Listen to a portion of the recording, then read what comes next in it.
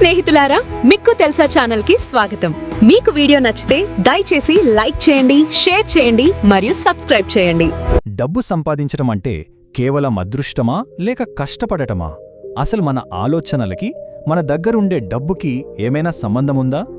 ఈరోజు మనం ఇదే విషయం గురించి మన ఫైనాన్షియల్ రియాలిటీని పూర్తిగా మార్చేయగల ఒక పవర్ఫుల్ మెంటల్ బ్లూప్రింట్ గురించి తెలుసుకోబోతున్నాం. అది నేరుగా అసలు సోర్స్ నుంచే. ఈ మాట వినండి.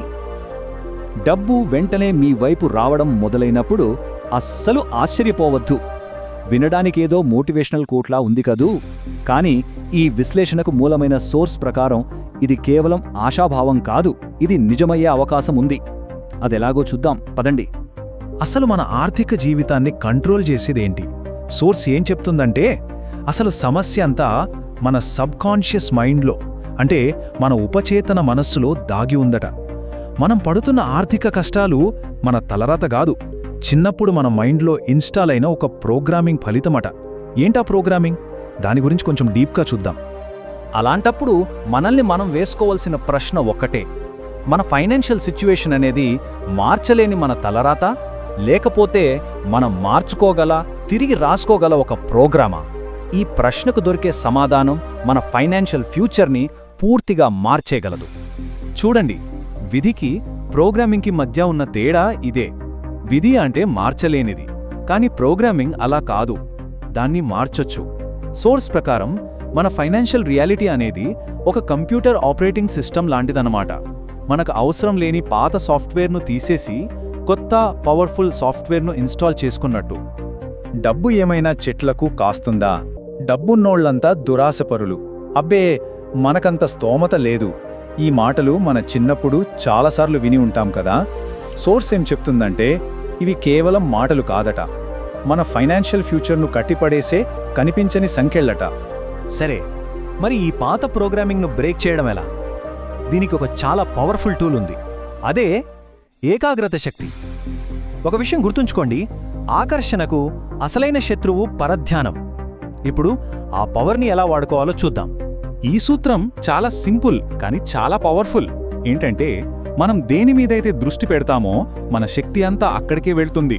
మరి శక్తి ఎక్కడికి వెళ్తుందో అది అక్కడ పెరుగుతుంది. అంటే మనం దేని మీద ఫోకస్ పెడితే అదే మన లైఫ్లో పెరుగుతుంది.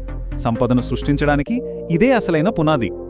సోర్స్ ప్రకారం జీవితం అనేది ఒక గేమ్ ఆఫ్ అటెన్షన్ అట.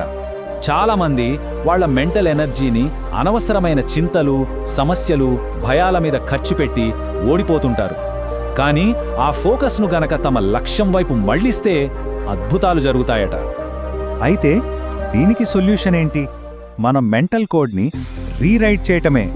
మన పాత లిమిటింగ్ బిలీఫ్స్ని తీసేసి ఒక కొత్త వెల్త్ మైండ్ సెట్ని ఇన్స్టాల్ చేసుకోవడానికి సోర్స్ ఒక స్పెసిఫిక్ మెథడ్ని సూచిస్తోంది. ఈ ప్రాసెస్ చాలా సింపుల్. ఫస్ట్ ప్రశాంతమైన స్థితిలోకి వెళ్ళాలి, తరువాత కళ్ళు మూసుకోవాలి, ఇప్పుడు చెప్పబోయే పదాల అర్థాన్ని మనసులో ఫీల్ అవ్వాలి, ఇక ఫైనల్గా అదంతా ఇప్పటికే నిజమైపోయినట్టుగా ఊహించుకోవాలి. ఇది కేవలం మాటలతో చెప్పడం కాదు, దాన్ని అనుభవించడం.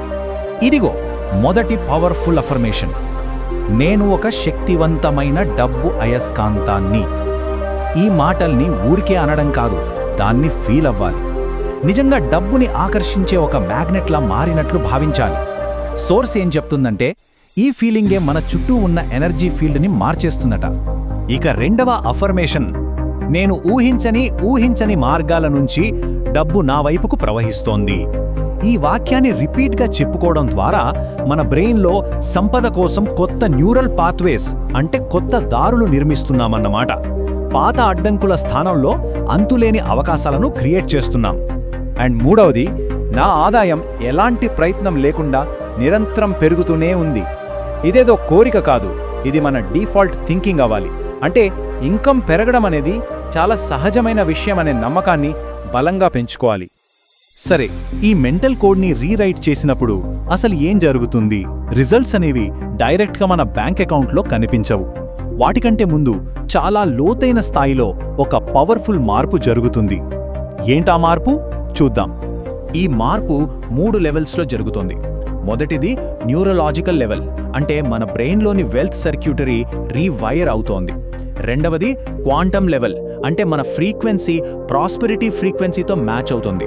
ఇక మూడవది స్పిరిచువల్ లెవెల్, అంటే యూనివర్స్లో ఉన్న అపారమైన సమృద్ధితో మనం అలైన్ అవుతాం. ఇదొక కంప్లీట్ ట్రాన్స్ఫర్మేషన్ అన్నమాట. అయితే ఇక్కడ ఒక ముఖ్యమైన విషయం గుర్తుంచుకోవాలి, అదే టైం డిలే. అంటే విత్తనం వేసిన వెంటనే చెట్టు రాదు కదా, సేమ్ అలాగే ఈ ఎనర్జీలో వచ్చిన మార్పు మనకు బయట రియాలిటీగా కనిపించడానికి కొంచెం టైం పడుతుంది. అందుకే నమ్మకంతో ఓపికగా ఉండటం చాలా ముఖ్యం. మరి ఈ మార్పు జరుగుతోందని ఎలా తెలుసుకోవాలి? కొన్ని సంకేతాల కోసం గమనిస్తూ ఉండాలి. సడన్గా ఒక చెక్ రావడం, ఒక కొత్త ఆపర్చునిటీ రావడం, లేదా డబ్బు గురించి ఒక పాజిటివ్ సంభాషణ జరగడం, ఇవన్నీ మన లోపలి ప్రపంచం మారుతోందని, దానికి తగ్గట్టు బయట ప్రపంచం కూడా రెస్పాండ్ అవుతోందని చెప్పే గుర్తులన్నమాట. సో ఈ ఒక్క ఆలోచింపజేసే ప్రశ్నతో దీన్ని ముగిద్దాం. మన లోపలి ప్రపంచమే నిజంగా మన బయటి ప్రపంచాన్ని తయారు చేస్తుంటే, మరి ప్రస్తుతం మన లోపల ఎలాంటి రియాలిటీని నిర్మించుకుంటున్నాం? మన ఆలోచనలు, మన నమ్మకాలు ఎలాంటి భవిష్యత్తును తయారు చేస్తున్నాయి?